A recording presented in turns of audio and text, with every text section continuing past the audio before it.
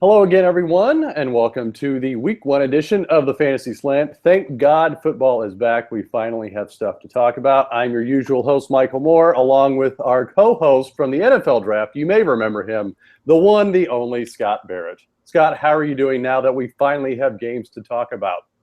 I'm doing great, Mike. It's definitely been a while, since the draft. I'm just happy to be back watching actual real NFL football. And I should say, Scott, you and I have some business to tend to ahead of time. I believe I officially lost our Austin Seferian-Jenkins bet when Week 1 kicked off, because I had bet that he would either be traded or cut before Week 1. You said he would be on the team, and sure enough, he was on the team and actually looked okay with his one target, but we'll get to that. So the money will be coming tomorrow, Scott, as soon as I collect my DraftKings money. How about that? That sounds good. Okay. All right. Well, let's kick it off. We have plenty to talk about. We will go game by game and touch on the high points. Let's start with one of the more exciting games, I would say. The Chiefs 33 over the Chargers 27. Quite the comeback from Alex Smith, who had a very un-Alex Smith day. But he probably wasn't the star, Scott, right? I mean, Spencer Ware had a pretty good day. Yeah, Spencer Ware definitely went off. I made the mistake of playing Christine Michael over him in DFS. But looking at the snap count from today, I don't know how big of a mistake that was. Spencer Ware had 39 snaps and Charcandrick West had 29. So kind of the beat writers were right. It was more of a committee than a lot of us were hoping. But on those snaps, Spencer Ware just completely went off and dominated. Yeah, and look, I was there. A lot of people started Chris and Michael. I don't have the percentages in front of me, but I know it was a lot. So, but we'll get to that. So, with how well Ware did, though, Scott, does this change your mind at all on do they do more of a timeshare when Charles comes back, or is it still going to be all Charles all the time? If Charles isn't 100%, I can definitely see that being the case. But once Charles is 100%, I think it's just completely his offense. I did some research into this, and Andy Reid has really been a fan of using a workhorse or bell cow running back. He's never really had a committee, even with like kind of the injury-prone Brian Westbrook or LaShawn McCoy while he was there. Since 2007, Andy Reid's RB1 in games that they played averaged 78% of the team's running back snaps, 77% of the team's running back carries, and 81% of the team's running back targets, which is by far and away bigger than like a lot of the bell cow coaches that you think of, like the Todd Haley's of the world, Adam Gase, what have you. Definitely Reid was at the top of that list. And I think if Charles is back and healthy, it's his show. Yeah, and that'll just have to be something we wait and see on, because there was some talk he'd be back this week, but then obviously, ultimately he wasn't, and he allowed Spencer Ware to do his thing. On the other side of the field, you had some interesting information on the running back splits over on San Diego side, right? Yeah, so I think I have to say right off the bat, like this is just week 1. Please don't overreact to this. Don't trade Right. guys. Don't drop guys. This is just 4 quarters out of 64 total quarters we'll be seeing from these teams. Don't overreact, please. But that being said, I think Melvin Gordon is kind of like a nice sell high if you can get away with that. People are going to see his 2 rushing touchdowns after he scored 0 rushing touchdowns last year. But the thing that really shocked me was San Diego had all this positive game script. He won the game. And in spite of that, Danny Woodhead set a career high in carries with 16. He also outsnapped Melvin Gordon 50-23, and he outtouched him 21-14. And last year, Woodhead was kind of only used when there was negative game script. They were trailing. They kind of need to dump off to Woodhead, and that wasn't the case today. I think maybe Woodhead might be seeing a bigger role going forward. And I don't know, Scott, do you think that's just because I'm not going to say are like throwing up the white flag on Melvin Gordon yet, but I mean, maybe they just realize, hey, Danny Woodhead is a lot more efficient in what he does than Melvin Gordon is. Yeah, I'm sorry, by the way. Kansas City did win the game, but San Diego did have a lot of positive game script to run behind. Right. I mean, I don't think he's incredibly efficient. I don't think he's very efficient as a runner. He certainly wasn't last year. He kind of was today. It could just be a one game sample size, and it's important not to overreact. But it certainly doesn't look good for Melvin Gordon today. Yeah. All right, let's go to actually, there were a lot of very close, exciting games today. The one in New Orleans, the Raiders escape 35-34 on a last-minute 2-point conversion by Michael Crabtree, which ironically he couldn't do a fade route in the Super Bowl a couple years ago in New Orleans. But I digress. I'm not so bitter about that. So there was a lot of offense, Scott, obviously. I mean, Drew Brees, 423 yards, 4 touchdowns. Like, he did his usual thing. But, I mean, is there any doubt he's like the top fantasy quarterback, or at least top 2 this year? I don't know. I mean, top 2 is kind of like lofty expectations, and Cam Newton really had an insane historic year, and Rodgers kind of looks great. But I will say the last time Drew Brees finished outside of the top 5 quarterbacks on a fantasy point per game basis was 2010 when he finished 6th. I think he's a lock for top 5. Top 2, definitely within the realm of possibilities. But the thing with Drew Brees is he's always played so much better at home. He's averaged 24.6 fantasy points per game at home throughout his career and 20.7 fantasy points per game away. So I think you kind of expected this when he's playing at home. The over-under was very high. Again, it's important not to overreact to week 1, but he's certainly in my top 5. Well, and I think the other thing to remember with Brees is the defense for New Orleans is so bad that he's going to be behind a lot. And they're just going to be I mean, there's no reason for them to change anything they're doing right now because they're going to be behind a lot. That defense is just really bad. Anyway, but on the well, and one more note on New Orleans. So a lot of people had lofty expectations for Mr. Coby Fleener, and he was nowhere to be found. What percentage did you tweet out of Coby Fleener's yards were Drew Brees yards, which was very depressing, by the way? Yeah, so I feel like I got Spillered again for the second year in a row. We all did. You aren't alone, Scott. Believe me, it's not just you. It's all of us. It hurts. It just made so much sense. Yeah, Drew Brees had 424 passing yards today, and Coby Fleener made up 1.4% of that. Oh, it's rough. That's really rough. And again, hopefully it's not like for the season, but it's definitely not off to a good start, especially when you have that many yards going around and Willie Snead is just like going off all over the place. So, can I say something about the New Orleans backfield as well? Because I wrote an article and I was really excited about Mark Ingram. He was incredibly efficient as a receiver last season, and I kind of was hoping he would get a bell cow role for fantasy, where he would be used as an all-purpose 3-down running back. And it doesn't look like that's the case. I mean, again, don't overreact to week 1, but Mark Ingram only saw 2 targets today. All other Saints running backs saw 9 targets today. And this kind of like plays into what happened during the preseason.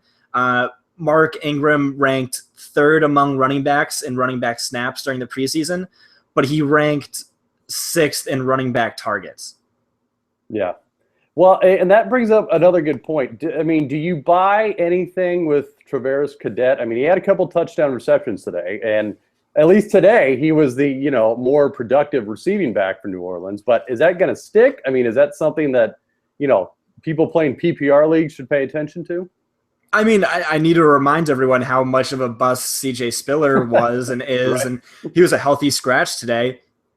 But prior to that Darren Sproles receiving running back in New Orleans was such a valuable role. I really think if you're in a deep league, please completely add him to your bench and see what happens. Yeah. And then on the other side of the field with the Raiders, also, a good offensive day. They were who we thought we were. But did you have a stat that I see on Latavius Murray's usage too, on how it kind of declined from last year to week 1 of this year? Yeah, so Latavius Murray commanded 89% of Oakland's running back carries and 69% of Oakland's running back targets. That was tops in the league for percent of running back carries, and then second only to Danny Woodhead in percent of running back targets. He really had like a Fortean workload last season, and this week it's kind of a little scary, I guess. Again, it's just 1 week, but he only saw 58% of the running back carries and only 29% of the running back targets. And I think the targets is really the big thing here, just because he really graded out so poorly as a receiver for PFF. He ranked bottom 5 in PFF receiving grade and bottom 5 in yards per route run. And D-Wash, I think a big reason they drafted him was he led all draft-eligible running backs in targets. And kind of the beat writers have been saying, like, there's a good chance Latavius Murray sees more carries this season, but his workload as a receiver decreases. And we definitely at least saw that today. All right, so let's move on to yet another nail-biter. The Bengals 23 over the Jets 22. I mean, I think really the only story there was A.J. Green completely dismantling Darrelle Revis, which, is good for A.J. Green, but kind of sad for Darrelle Revis. But 12 catches, 180 yards, and a touchdown. I mean, look, we always knew A.J. Green was good, Scott, but is he kind of taking it to another level, or is it just, hey, there's no one else in Cincinnati to throw it to? So, yeah, I live in the New York area, and I'm forced to watch Jet games at 1 o'clock when the Giants play at 4, and it's usually like a miserable experience. But last year was kind of fun, and today was amazing. It really was a great game to watch. I think the narrative is going to be that A.J. Green just completely dismantled Darrelle Revis, but I'm not sure that's true.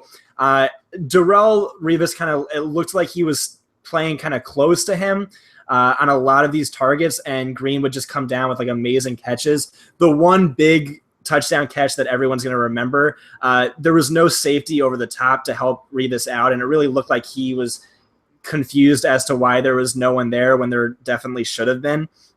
So I'm not ready to write off Revis just yet, but it really was a fantastic game from Green, and you got to wonder in these next few weeks with Eifert out, if he is locked into that maybe like top 5 wide receiver status. Yeah, I mean, and again, like you keep saying, it's week 1, but I mean, it was a good start, and if he can keep it up, I mean, the sky's the limit with him. But on the other side, Matt Forte, who there were a lot of questions on, is there going to be a split with Bilal Powell? Matt Forte's getting older, Chicago let him go, et cetera, but he comes back with 96 rushing yards and then 5 catches for 59 yards receiving. A very Matt Forte day by Matt Forte standards. So, I mean, is he, did he prove to be low-end running back 1 for you today, or are we, kind of waiting to see if that other shoe will fall? Yeah, I think this was a huge day for Matt Forte owners. If you have him, you have to be really excited. I think this might be the 4th or 5th year in a row people have been saying Matt Forte is done. He's going to be in a committee. He's too old. He's inefficient, and definitely does not look to be that case. Bilal Powell, they signed him too. They signed Kyrie Robinson, so you're kind of nervous about those guys. Matt Forte has always been inefficient at the goal line, but then they cut Kyrie Robinson and didn't really use Bilal Powell at all. And they used Forte at the goal line. Looking at the stats right now, Forte had 22 carries and 7 targets. All other Jets running backs had 4 carries and 4 targets. I think Forte is probably locked into a bell cow role and RB1 status. Maybe that changes. Again, just a small sample, but like right now, you got to be feeling good. Yeah. The other running back, another running back, pass-catching running back on the field, Gio Bernard, only 4 targets today. I mean, nobody thought, I think, Gio Bernard was going to be anywhere close to running back 1 or 2, obviously. But is the 4 targets a low number for you, Scott, or, is it too early to be concerned about his usage there? I'm just going to say today was maybe like a weird outlierish day for Gio, but I certainly expected bigger numbers from him. The Jets have one of the best run defenses in the league, even after losing Snacks. I definitely expected more of a workload for him in the receiving game. Yeah, and hopefully he can pick it up next week because he has little to no value running in the running game. I mean, that's Jeremy Hill's deal. So, all right, moving on. We've got Minnesota 25 over the Titans 16. A very defense-heavy day for the Vikings, which they needed it because they had Sean Hill going at quarterback. But I think probably this bigger storyline here, Scott, Tajay Sharp is definitely the top receiver there, which I don't know anyone that saw this coming before preseason, right? So the one person who saw that coming is my dad. We're in a league together every year, and every year he like overdrafts like 2 or 3 guys by like 5 rounds, and everyone laughs at him. And then those guys just like completely go off. Our draft was like 4 weeks ago, and he took Adam Humphries, who had a big game today, surprisingly, kind of, and Tajay Sharp, who I think is locked into the Titans wide receiver 1 role. If you look at the snap counts that Nathan Janke of PFF tweeted out earlier, Tajay Sharp had 64.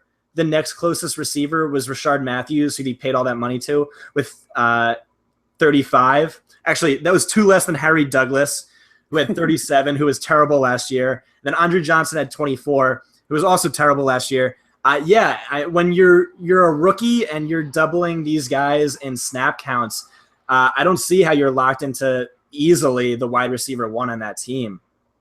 Well, and I think the other thing he's probably got going for him, at least from a fantasy standpoint, is Tennessee, did not look that good today. And if they're going to be behind a lot, they're going to be passing it. And, yeah, I think you're right. He's the top guy there now. And if he's the top guy, he's going to see his share of targets. Another receiver. Oh, yeah. Go ahead. I'm not too scared. It's just week 1. But it really, ticked me off that Sharp saw 11 targets. Andre Johnson and DeMarco Murray both saw 7. Harry Douglas saw 5. And Delaney only saw 5. I got to think DeMarco's kind of increased role as a receiver might actually be hurting Delaney some. Yeah. And look, I'd have to look the exact numbers, but the receivers for Tennessee last year were not great, obviously. So that could have been why there was sort of a void left for Delaney to sort of slide in there and do as well as he did, at least from, a target perspective and all that. But if you've got upgrades on that, which, apparently Tajay Sharp is, it could affect that. And, like you said, you've got DeMarco, who caught 2 touchdowns today in the passing game. So, that'll just have to be something we see if it sticks or not. I also think it's interesting that Kendall Wright, who was the 20th overall pick in 2012, was a healthy scratch today. Yeah, that I'm chalking that up to being CJ Spillard on that one. So he's firmly in that category. The receiver for the Vikings, who has also established himself as the top guy, Stephon Diggs, with 7 catches for 103 yards and 9 targets. So, he was always one of those guys, Scott, that had upside, obviously, but nobody, I think, took him that seriously to be a solid wide receiver 2 or 3. But, this has got to give you some hope that he could do that, right? Even with Shaun Hill at quarterback today. Yeah, I think that's amazing that he did that with Shaun Hill, who the Vikings thought was so bad that they had to give up more than a first-round draft pick for Sam Bradford. I think this is a great day for Stephon Diggs, and we kind of saw all preseason. If you were following the beat guys, every single day they'd be talking about how Diggs is just lighting everyone up, is clearly the best receiver, the best player. I think his stock's going way up, and this is a good sign of hopefully things to come with Bradford. Maybe losing your starting quarterback isn't the end of the world for his fantasy value. Hey, there's always receivers that it doesn't matter who's throwing them the ball; they can make plays on their own. So, all right, let's go to Tampa and Atlanta, Scott. Bucks 31, Falcons 24. Is it time to sound the alarm on Devontae Freeman? Yes. Okay, dude. It's so one of the more frustrating performances bad of the day, I should say. I think he was one of our top 3 projected running backs this week. He was. Yeah, guys, if you haven't paid close attention to the stat sheet, Devonta Freeman had 11 carries for 20 yards. Tevin Coleman had 8 carries for 22 yards. Devonta Freeman, who was supposed to be the much better receiver, where Tevin Coleman can't catch passes and can't be used there. Devonta Freeman, 4 targets for 20 yards. Tevin Coleman, 6 targets for 95 yards. And then if you look at the snap counts, it's pretty much an even 50-50 split. Devonta Freeman, 36 snaps, Tevin Coleman, 32. This could not be worse news if you're a Devonta Freeman owner and drafted him in the first 2 rounds. Well, and it's interesting because, there's always that coach speak that goes on in the preseason, right, about how they talk up guys. And that was sort of the story was, the coaches are really talking up Tevin Coleman. It's like, oh, no, he's good. We're going to get him involved, blah, blah, blah. And I don't know that many people believe them because they just blew it off as the typical, hey, they're just being positive about everybody in camp. But, no, they were telling the truth. They were going to get both of them involved pretty heavily. So, and look, people got to remember, Tevin Coleman was the starter last year, before he went down with an injury and Devonta Freeman swooped in. So it's not completely out of left field that they wanted to give some love to Coleman there. But all right, on the other side of the field, a little more positive note, Jameis Winston, man, he was awesome. 280 yards, 4 touchdowns. And he spread the ball around too. He hit Mike Evans, he hit Austin Seferian-Jenkins. Is he a legit quarterback 1 for you now, Scott? I don't think so just yet. I want to see more games like this. I'm just going to chalk it up to variance, playing maybe a weak Atlanta defense. But it was nice to see that he kind of the pace picked up in this game. And he did have all of his healthy receivers back. I'd put him at a high-end QB2 probably. Yeah, and it was thankfully for a lot of people, whether they were playing DFS or regular, he hit Mike Evans towards the end with a touchdown, which up until that point, I think people were a little worried because Mike Evans wasn't doing a whole lot, but he came on strong at the end there. So, all right, let's go to the Eagles and the Browns, 29-10, Philadelphia over Cleveland. Kind of a rough day for Cleveland all the way around, Scott. RG3 did not do that great. You had the running backs for Cleveland who didn't do that great. It's one of those questions where is this just a case of, hey, they played a good defense, or is this, sort of indicative of things to come? Yeah, my pre-week 1 take was always that the Browns were going to be terrible. And and they proved you right. I think that's probably the case with RG3 at quarterback. Not really much to get excited about. Yeah, and you had guys like Corey Coleman, who people thought might be a sneaky play there, didn't do a whole lot. I think he had 2 catches. On the other side, though, Carson Wentz, who I'll be honest, of the 3 top rookie quarterbacks this season, I would have pegged him to start last and maybe not be the best one out of those 3 or 4. But 278 yards and 2 touchdowns in his first game action. Is this? Has he achieved sort of streamer level, or is he? Is this just again a case of playing a bad team? I wrote an article on my guide to QB streaming where I talk about why it's always important to play QBs who are playing at home and are favored and are up against weak secondaries. And he kind of checked off every single box, which is why in my contrarian plays article that I do every Saturday, I suggested playing him over Dak Prescott.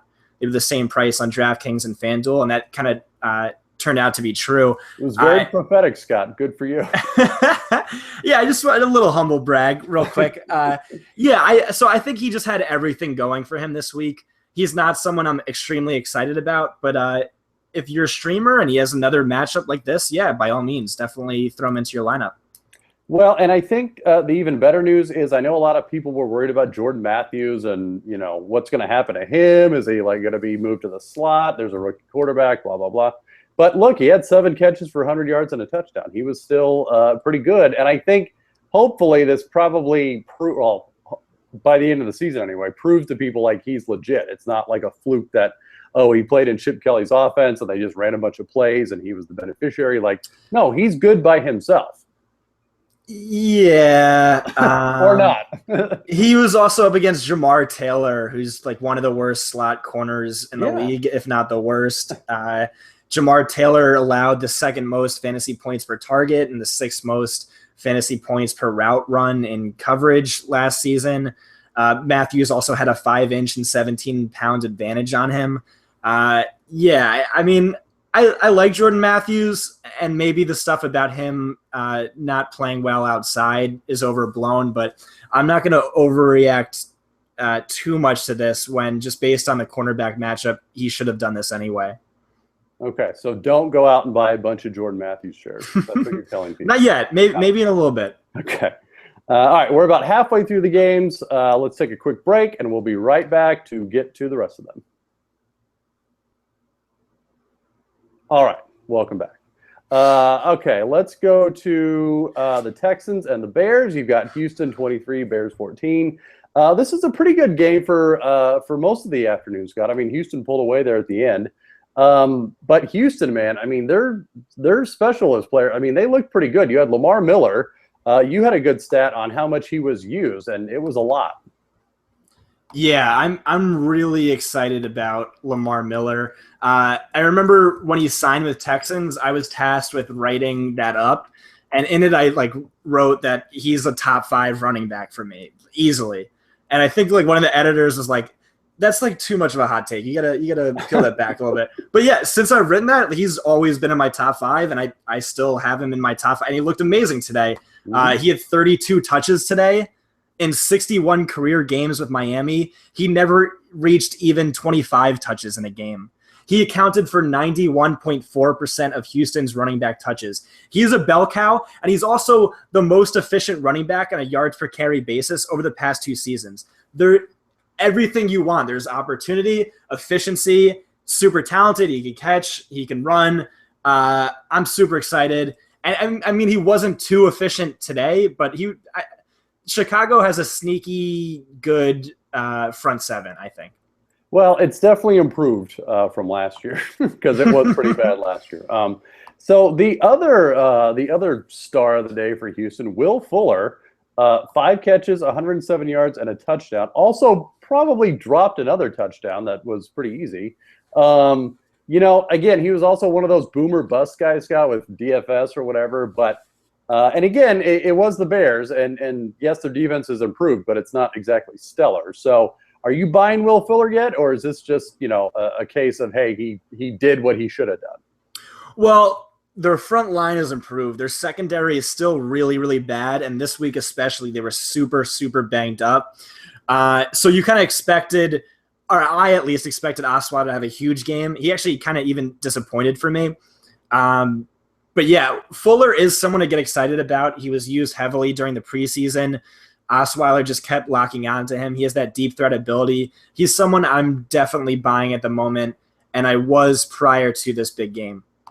Well, and at least to this point, he's proven to be a pretty good upgrade over whatever they had last year as far as a second receiver, whether it was Cecil Shorts or Nate Washington or whatever. And look, you add Lamar Miller to that, and it's got the makings of a pretty good offense all the way around. So, and let's not forget Houston led the league in pace of play last season. So it's not only could this be a potent offense, but a high volume offense as well. Yeah.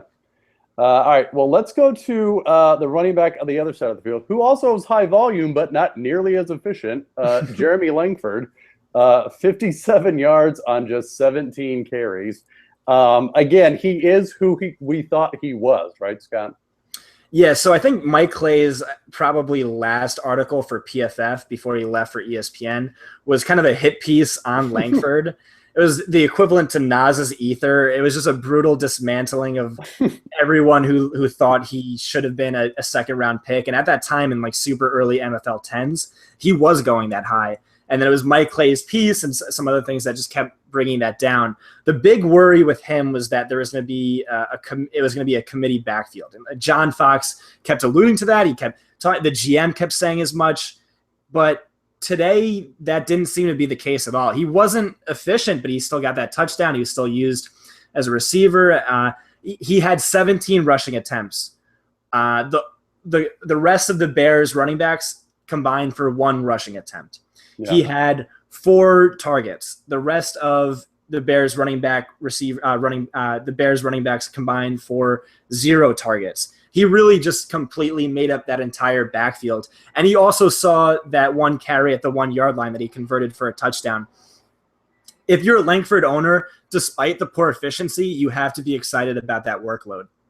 So, and this is just a side note to that. You're not worried that Fox could pull him at any point for Jordan Howard or Kadeem Carey or anything like that. He's pretty. I mean, you're confident he's pretty locked in for that for the season. I don't know about the season, but definitely for the next few games or weeks or what have you. I mean, he's not that efficient, so that should always be a concern for you. But at the same time, I mean, like Carey's never really done much, and Howard was still a late round pick. So I don't know. You got to be feeling pretty good today. This is a win for Langford owners because I was expecting much more Howard in week one. Mm-hmm. Well, or they just will pass it 40 times a game and then everybody wins. So, all right.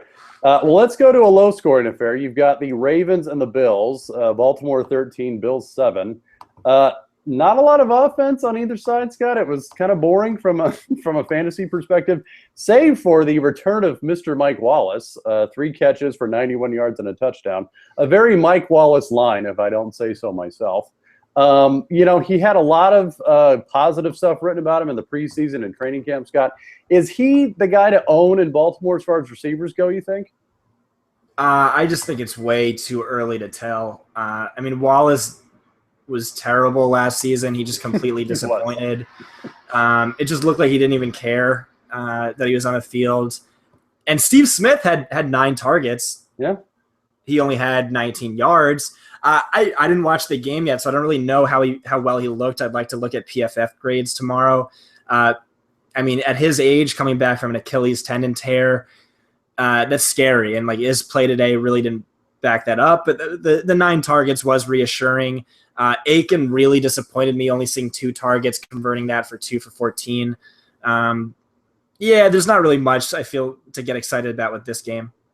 Well, the receivers, it's kind of like receiver by committee, just like the running backs, which just proved to everyone that it is what we thought it was going to be, a full-blown committee. So you've got, first of all, you had Buck Allen, the receiving back, who wasn't even active today.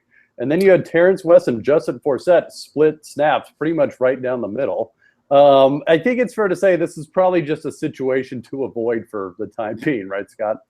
Yeah, the guy that I am just loading up on, and this had a lot to do with what we talked about during our draft podcast.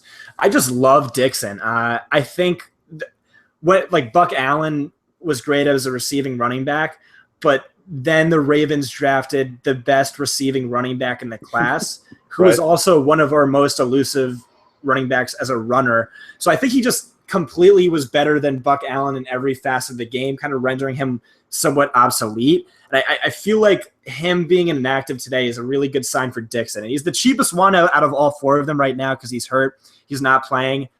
He's the guy I'm looking to add. Justin Forsett, they just cut him a week ago. Terrence West, never really done anything throughout his entire career. I think if you're going to get excited about anyone, it's Dixon. Definitely a great roster stash move with him. Yeah, and I have come to that conclusion just recently where it just looks like they're gearing up for him. They're just literally keeping the seat warm for him while he gets healthy, and then they're going to bring him on and he's just going to take over. Because neither one of these guys, West or Forsett, is going to do anything to set themselves apart. So you know what? Just plug them in and keep their legs fresh. I mean, that's the point of sort of rotating them out, is just keep these older guys fresh. All right, let's go to a more fantasy conducive game. The Packers and the Jaguars. Packers 27, Jaguars 23. I'm not going to say disappointing, but there were some guys that probably we thought might do better, whether it was Rodgers, who still had 3 touchdowns. And again, not good by Aaron Rodgers standards. It's still pretty good for anybody else. Let's start with TJ Yeldon, though, who got the start after Chris Ivory was surprisingly inactive, but only 39 rushing yards and 21 carries, and then 4 catches for 30 yards. I don't know, Scott, is this just the case of a good defense, or is this what happens when you make TJ Yeldon a bell cow? So I'm sorry. I just wanted to talk about one person on the Bills side of the ball. Oh, yeah. LaShawn McCoy accounted for 113% of Buffalo's running back yards. He had 70 all-purpose yards, and the rest of Buffalo's running backs combined for -8 as a receiver or runner. So if you're a McCoy owner, you got to be excited. It looks like he's locked in that bell cow role. Last year, you saw a lot of Carlos Williams and Gillislee kind of vulturing touchdowns here and there. But today was a good day for McCoy. Reggie Bush proved to not be a threat at all. Neither did Jonathan Williams. But yeah, going back to TJ Yeldon, this is probably a really good day for Chris Ivory owners. 39 rushing yards on 21 carries, a 1.9 yards per carry rate. That's bad. I mean, look, it may just be TJ Yeldon's not good. Like, people may need to just start being open to that thought. Okay, so for the Packers, you had the return of Jordy Nelson, 6 catches for 32 yards and a touchdown. He was being drafted pretty high, Scott. I mean, I think obviously people were just assuming he would waltz right back into that sort of, high-end wide receiver 1 role. How long, hypothetically, would you wait if you were a Jordy Nelson owner for him to get back to that sort of elite level? I mean, it was still a good day today, obviously, but for those that drafted him in like the 2nd, 3rd round, how long until you sort of get a good idea of what he's going to be for the season? Yeah, I don't know. It's tough. So I didn't get a chance to watch this game. I heard some people on Twitter saying it looked like he lost a step and he's not 100%. And that definitely might be the case. He also said he wasn't going to play a full complement of the snaps. And I didn't get to see the snap counts from today yet. But he did lead the team in targets, which is reassuring. He did score that touchdown. It's Jordy Nelson. I mean, if he's healthy, he's a top 5 receiver in the NFL, top 5 fantasy receiver in the NFL, in my opinion. You just got to wait it out. There's no way for me to know when exactly he's ready or if he'll even be back to 2014 Jordy Nelson. But you drafted him, you just got to wait. Yeah. All right, so another guy that people might have to wait on, Mr. Jared Cook. And yes, we're going to throw water on that Jared Cook parade, but 2 targets, 1 catch for 7 yards. He was out-targeted by Richard Rodgers 3-2. Where were you, first of all, Scott, in the Jared Cook debate before today? I liked him in the last 5 rounds of an MFL 10, but definitely wasn't someone I was reaching on. Yeah. Yeah, and it's one of those things that until they prove that he's a big part of it and that he's going to be a priority in the passing game, I don't think there's anything to really do with that. I mean, there's just nothing there right now for 1 catch for 7 yards. So the hype was he would replace Devonta Adams, but Adams had 7 targets today, which is like really disappointing for like Packer fans and Cook owners and pretty much everyone who watched football last year. So maybe the hype was too high with regard to that. But, I mean, he did light up preseason. I do think there's reason for optimism for sure, and I wouldn't get too bummed out just from today's game. Yeah. All right, let's go to the afternoon games now. We've got, first up, Seattle and the Dolphins. Seattle coming back to win 12-10. Let's start with Arian Foster. I mean, he was it for Miami. I mean, you had Jay Ajayi, who I don't think even made the flight to Seattle. That's how poorly they thought of him. Foster with 13 carries for 38 yards, but 3 catches for 62 yards, and he did look pretty good. I mean, he looked, essentially like the old Arian Foster. So is he locked in as a running back 2 for you, Scott? No, I don't know. He had that 1 catch for 50 yards. Take that away, and it was a really disappointing day.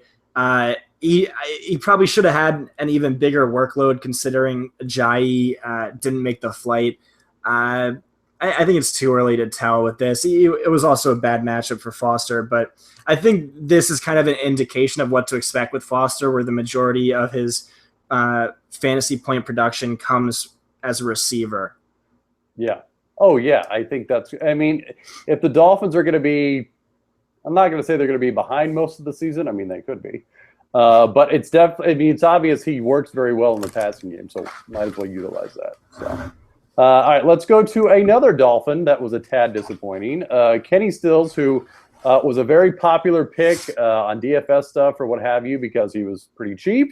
And, he was locked in as the second target on that team. 5 targets, but only 1 catch and dropped a surefire touchdown. I'm pretty sure it's safe to punt on Kenny Stills at this point, right, Scott?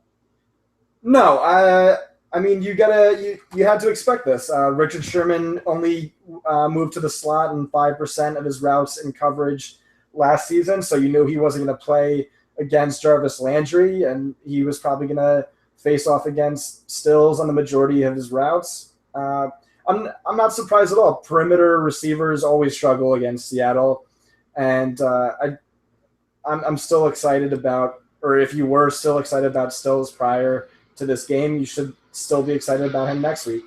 I'm just surprised that Landry didn't have a bigger game because when receivers do perform well against Seattle, it's usually slot receivers. Yeah. He did have 10 targets though.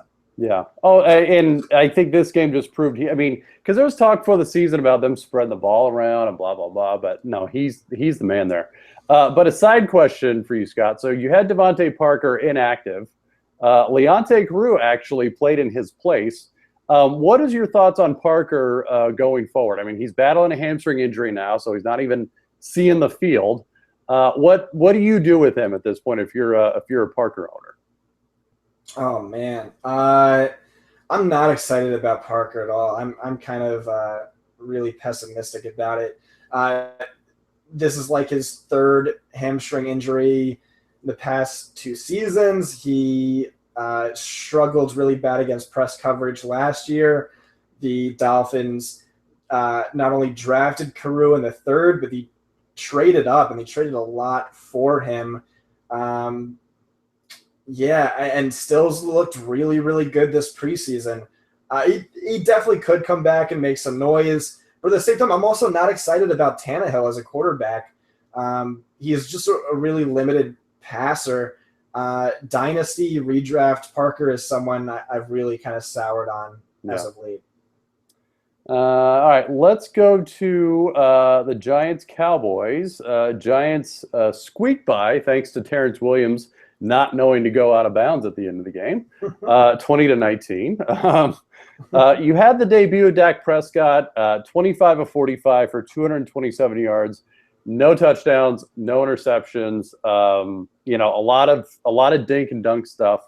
Obviously, Scott, there was a lot of expectation going into the season with Dak because of the great preseason he had.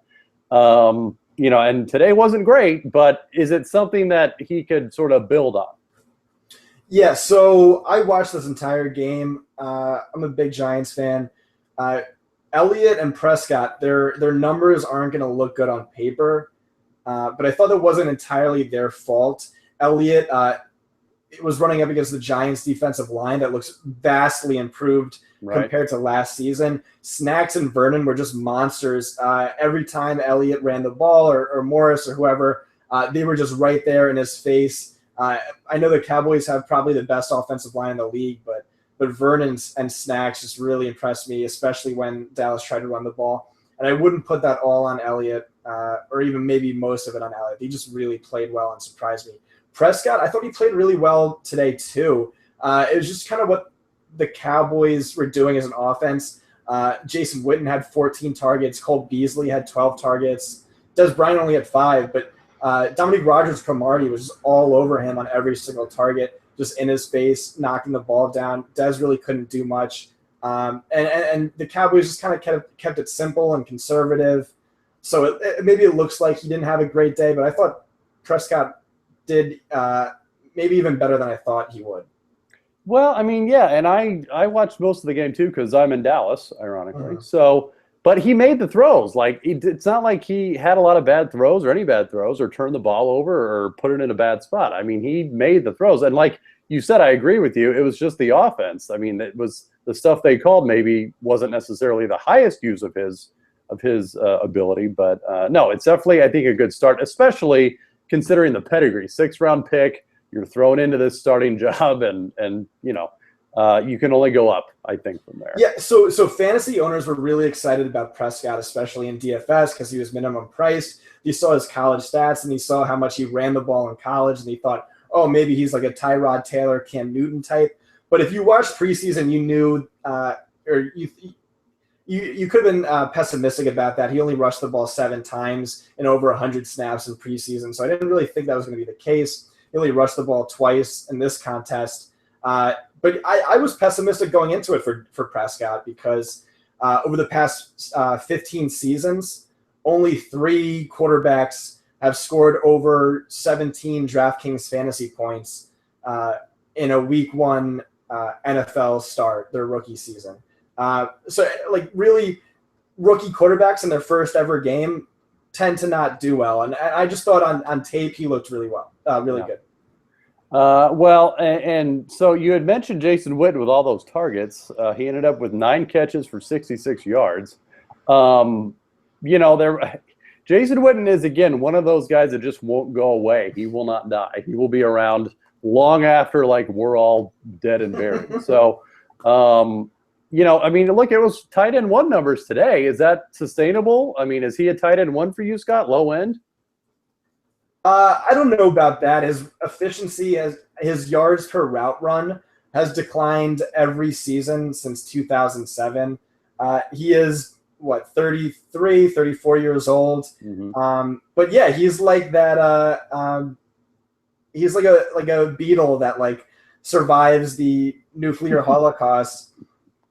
He's unstoppable. Him and Antonio Gates, man. They just won't go away. Especially Witten, though. He's missed 1 game out of 208 possible games, and that game occurred in 2003 when he was a rookie, which is also the last season he failed to finish as a tight end 1. I like Witten. I think he's a great value, or he was a great value in your drafts, but maybe not a lock to finish as among the top 12. Yeah.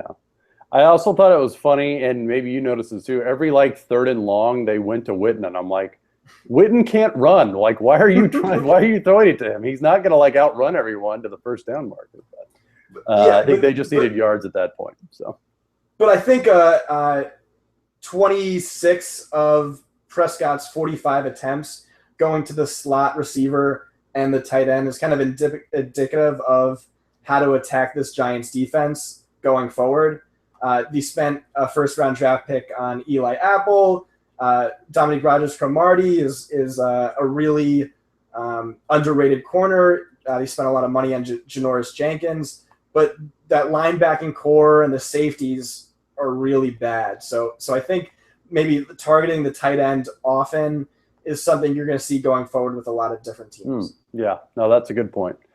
All right, last game of the afternoon, Scott. A lot of offense. Lions 39, Colts 35. I think the biggest thing for me was Matt Stafford, 340 yards and 3 touchdowns. No Calvin Johnson, so it's all good, right? Like, Matt Stafford will do this every week now. Yeah, no. So. Oh, that's right. It's the Colts, and they're really bad. Oh, and they didn't have Vontae Davis too, so that's even better. But even worse than not having Vontae Davis, who was our number 1 graded corner in 2014. They were also without Darius Butler. Like, Butler stinks, but, like, imagine how bad Darius Butler's backup is. And Patrick Robinson's good, but he's dealing with a groin injury since the last preseason game he played in. And they had Antonio Cromartie, who was signed off of his couch less than 3 weeks ago when he's 32 years old. Really, this is a terrible, terrible beat-up secondary. I wouldn't get too excited if you're a Stafford owner. Honestly, I expected more from Marvin Jones. I expected more from Golden Tate, and it was kind of disappointing. They just seemed to do exactly what Jim Bob Cooter did last season. They just kept the average depth of target super low, the completion percentage super high, played it very conservative. He got lucky with 340 yards. I mean, it should have been so much more. I was kind of disappointed, but, like, 3 touchdowns is good. So I don't know. I guess you can't get too bummed out. Yeah, and look, let's face it. It's just fun to say Jim Bob Cooter at every kid, so we're probably gonna. I know there was some talk about who would get, some of the short yardage work. Would it be Anquan Bolden? Would it be Eric Ebron? Do you see a winner in that so far? You had Ebron with 5 targets, Bolden with 3. Ebron actually had a decent day, 5 for 46 and a touchdown. So, between those two, from a flex perspective, let's say, is there a a guy you're leaning towards, whether it was before this game or after? No. I mean, I think it goes Marvin Jones, or at least today it went Marvin Jones, Golden Tate, and I think those guys are definitely at the top two. And then that third guy, I think it's just going to change every week. Really surprising that Riddick had 5 targets, even though he left for a certain portion of the game with a possible concussion, or he had concussion tests being done. Abdullah had 5 targets, and that was just the same amount as Ebron, which is kind of disappointing. You expected more from that. It's just I'm not too excited about this offense as a whole. Yeah. All right. So on the other side of the field, the Colts, you had Andrew Luck, who, hey, from a fantasy standpoint, did great. 385 yards and 4 touchdowns. But again, it's kind of like the Drew Brees thing, really good at home. His team has a really bad defense. Are we just going to see more of the same from him as far as being a good fantasy quarterback, but maybe not a, quote, good NFL quarterback? Yeah, I'm going to shout out my Contrarian Plays article again. He was the second quarterback I talked up, and he just absolutely went off. He was a home favorite. He had the highest implied point total of the week. There was some concern with a shoulder injury, which left him pretty under-owned this week. But yeah, he just completely lit it up, and that game going into overtime definitely helped him out a bit.